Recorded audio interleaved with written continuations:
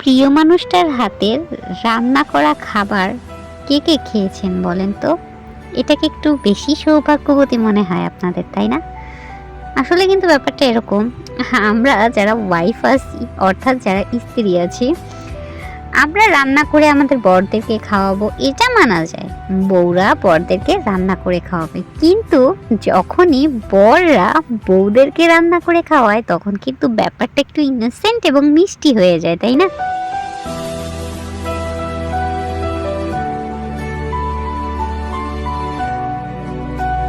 আমি তো মনে করি আমি জীবনে কোনো ভালো কাজ করেছিলাম হয়তো কোনোদিন, যার কারণে আল্লাহ তাআলা এমন একটা মানুষই আমার কাছে পাইয়ে দিয়েছে, আমার কাছে পাঠিয়ে দিয়েছে। কারণ আমি যখন অনেক বেশি অসুস্থ থাকি, আমার যখন মনে হয় আমি পারবো না, তখন সে আমাকে অনেক বেশি ইন্সপায়ার করে প্রত্যেকটা কাজে। আর এর থেকে ভালো আর কি বা হতে পারে? এই কথার পরে হয়তোবা অনেকেই বলতে পারেন, আপু তাহলে কি তুমি সব দিক থেকে সুখী, সব দিক থেকে হ্যাপি? ব্যাপারটা এমন নয়। প্রত্যেকটা মানুষের জীবনে অনেক অনেক কষ্ট লুকানো থাকে, আর তার মধ্যে থেকেই তাকে বেঁচে থাকতে হয়। সুখগুলোকে আমরা বাস্তবে যদি রূপ দিতে পারি, সুখগুলোকে যদি আমরা সবার সামনে প্রেজেন্ট করতে পারি, দুঃখগুলোকে পিছনে ফেলে, তাহলেই মনে হয় ভালো হয়। জীবনের কিছু অতীত জীবন থেকে মুছে ফেলা না গেলেও জীবনের কিছু অতীত তোমাকে ভুলে থাকতে হবে সব সময়, সব ক্ষেত্রে। তাহলে একটু হলেও তুমি সুখী হতে পারবে তোমার জীবনে।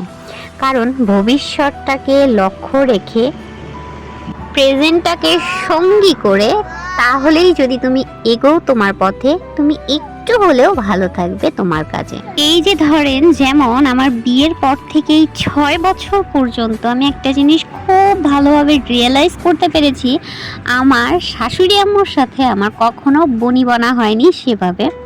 আমি আমার শাশুড়ির সাথে কেন জানি না চলতে পারি না কোনোভাবেই। এটা কি আমার দোষ? অবশ্যই এটা আমার দোষ নয়।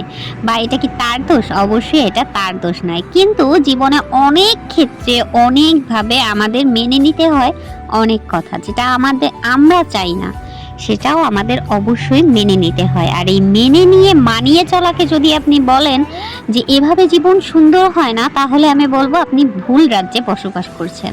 আসলে মেনে নিয়ে বা মেনে নিতে হয় অনেক কিছু অনেক সময়। আমি এইসব কথা আসলে সোশ্যাল মিডিয়াতে আনতে চাই না কখনো, যার কারণে আমার কখনো এইসব কথা শেয়ার করা হয় না।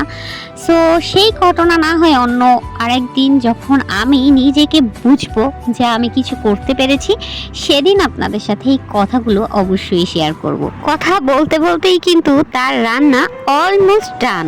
আসলে আমার হাতে রান্না করা খাবার তার পছন্দ হলেও তার হাতে রান্না করা খাবার আমার কাছে একটু স্পেশালই হয়।